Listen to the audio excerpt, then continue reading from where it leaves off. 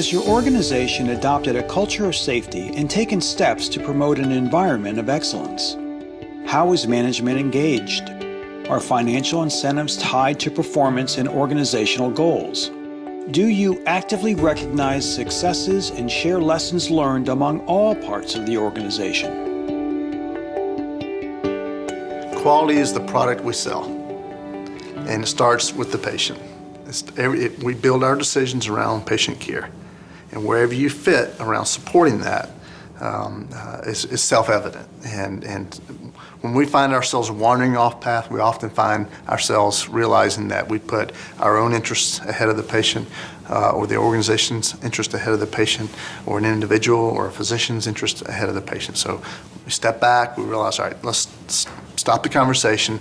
What's best for the patient care? All right, now let's go from here. When we define culture, we identify culture in relation to the core mission of the enterprise, but it also is a series or embedding of values within the organization. So if we focus on quality, we establish a culture of quality and safety and compliance. And so if in our quality processes we insert not only the technical rigor, but also the empathic rigor to care for patients in a sincere way by our physicians and our other caregivers, that's critically important. Having board members round within the organization sends a very clear message to caregivers that the board is actively engaged in creating a culture of safety. It shows signs of support, and it also shows that we are caring about them as individuals as well as the patients that we care for.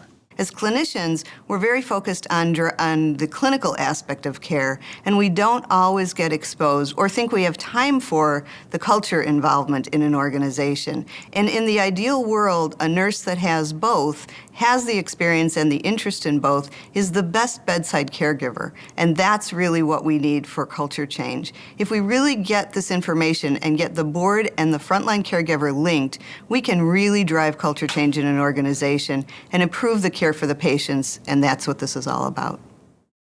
The way we learn from harm is to be transparent. We certainly support a culture of self-reporting. We certainly support a culture where we take a deep dive into root cause analysis when an event does occur. We are a culture of reward and recognition and reinforcement. And that includes celebrating wins, it includes celebrating good outcomes, but it also includes a recognition that we're not perfect.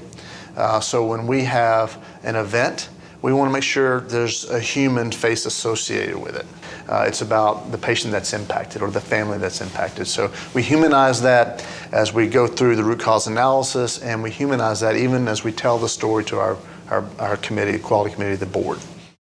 We are very transparent about our quality data. Each unit in our hospital posts its quality data, and we want our board members to visit the hospital, visit those areas, ask questions about that quality data, really give thank you to people who are doing a great job on the quality data, and then also to ask the difficult questions when perhaps the performance isn't where we want it to be.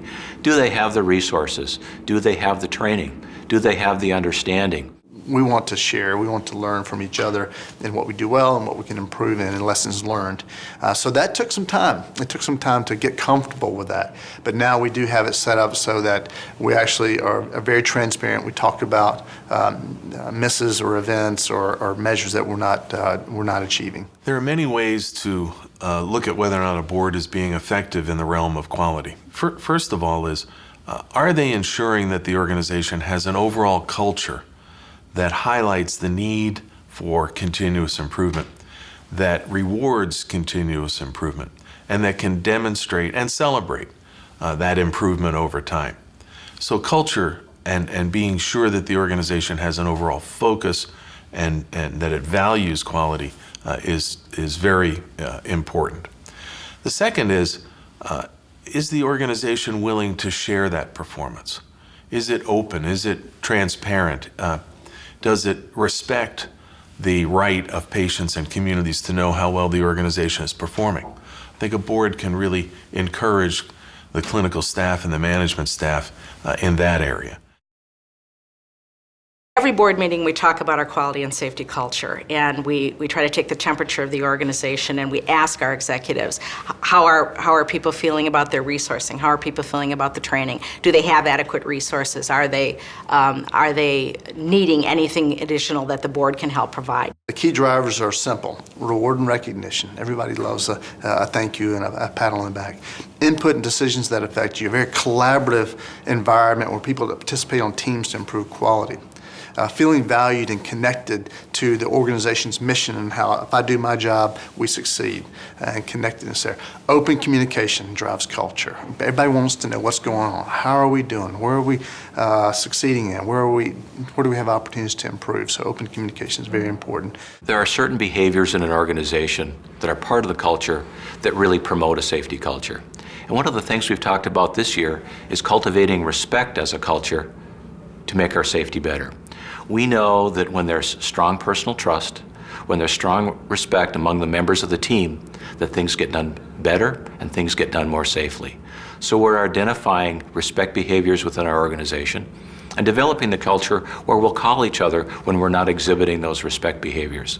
We know that by doing that, we'll have better teams, and that will benefit our patients, benefit quality, benefit safety, and benefit the sustainability of our organization, as well as making it a better place to work.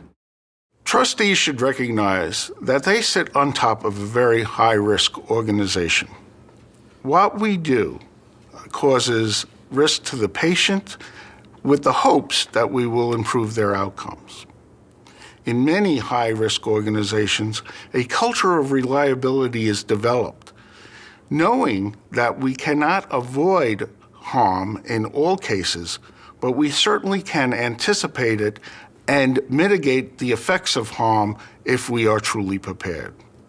Boards should insist that a culture of reliability, including a wide perspective to anticipate harm, and also training to deal with the harm effects, is inculcated in every member of the clinical team. We have built a culture that is a tool or a means to an end to accomplish, in this case, high quality. And so those same tools apply across the spectrum of the services that we deliver and the environments in which we deliver them. We also have adopted what's called a just culture. When it comes to quality, sort of disseminating out what are the people issues, what are the system issues, what are the process issues that led to a failure.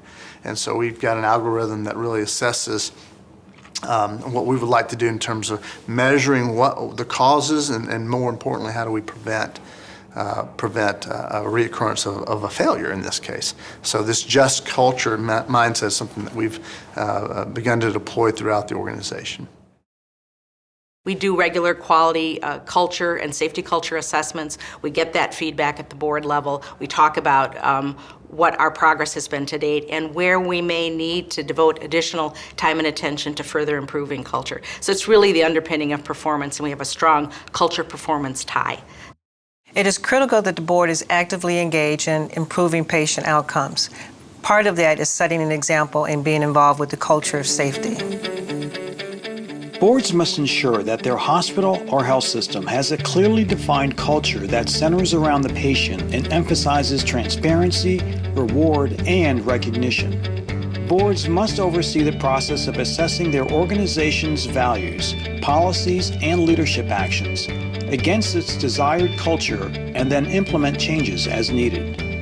Boards must understand that a safety culture involves training, education, resources, trust, respect, and a clear set of expected values and behaviors. And it is the board's role to ensure that the desired culture is achieved.